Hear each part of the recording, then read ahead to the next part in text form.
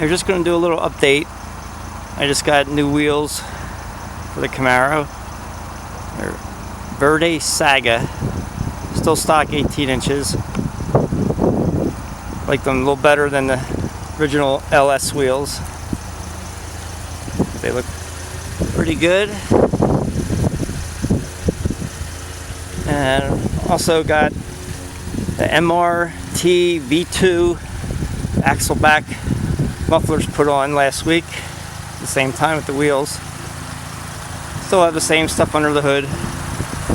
K&N strut tower brace. Nothing too much changed there.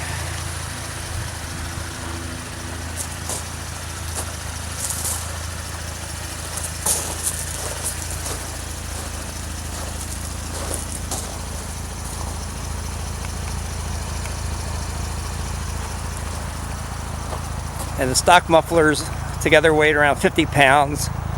The new ones are, I think, about 18 together, so big weight savings. And you really can't see these either underneath the body, which is a lot better than the big old suitcases that the other mufflers were. So I'm just going to do a short little acceleration run. We'll see how it sounds on the video.